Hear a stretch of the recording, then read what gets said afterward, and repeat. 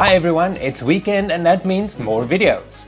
I'm changing up the videos this week, moving my spotlight videos from Sundays to Fridays, and I'll be premiering a new video series on Sunday, so keep an eye out for that. Why the change? Well, I decided to put my reaction videos and my videos about actors who aren't really actors, to put those videos on hold, just to make sure the video doesn't get stale and boring.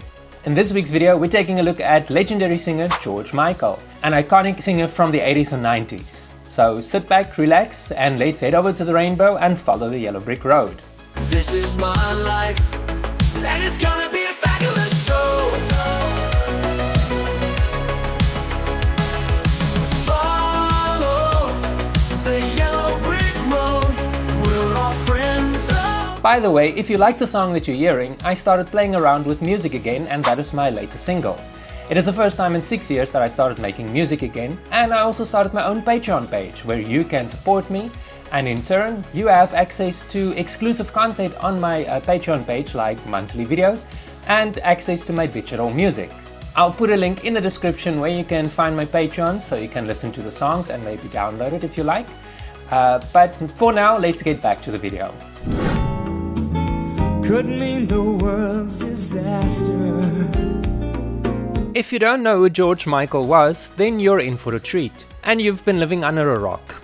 He is considered to be one of the best-selling musicians of all time, with sales of his albums estimated at between 100 million to 125 million records worldwide.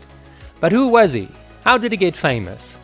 Born on June 25th in 1963 in East Finchley, London, Georgios Kyriakos Panayotou was meant for great things. Things not even he could comprehend while growing up in Kingsbury, where his parents bought a house shortly after he was born. His family moved to Radlett when he was a teenager, and while attending Bushby Mead School, and by a stroke of luck of course, he was seated next to Andrew Ridgeley, who he befriended as they had the same musical ambitions.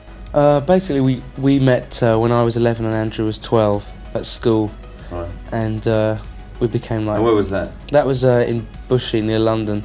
The two of them would later team up to form the massively successful 80s duo Wham.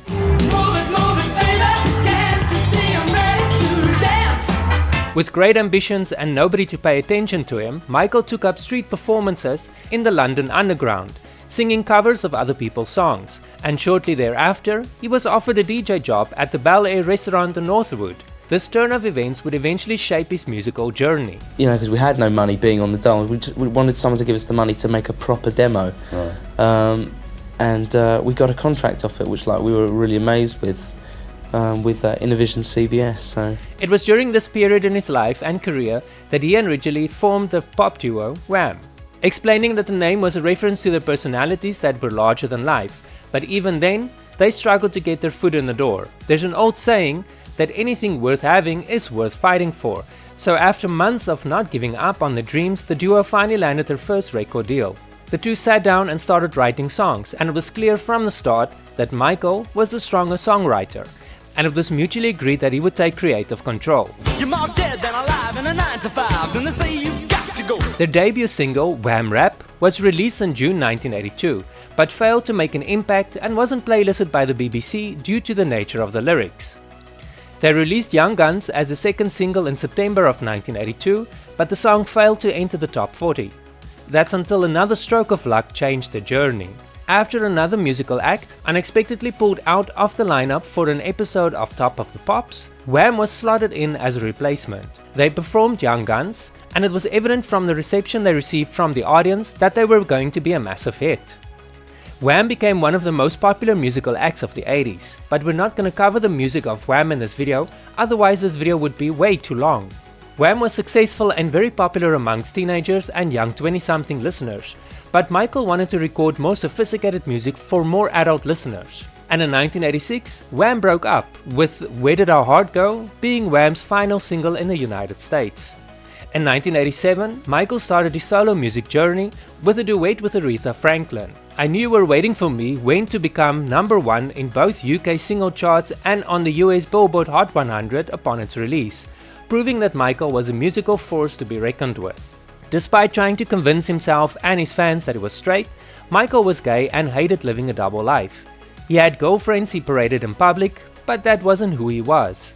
And while the world thought that George Michael was single, he actually started dating again, but this time more secretive. Michael's single, Jesus to a Child, is a tribute to Anselmo Filipa, a Brazilian designer and one of the first men Michael dated. Filipa died in 1993 of an AIDS-related brain hemorrhage. Filipa was open about his diagnosis with Michael, and the two remained a couple until Filipa's death, but it took another 3 years for Michael to get over the loss. On April 7th, 1998 at approximately 16:48 hours, that's 4:48 p.m., Beverly Hills police officers arrested the singer, known as George Michaels.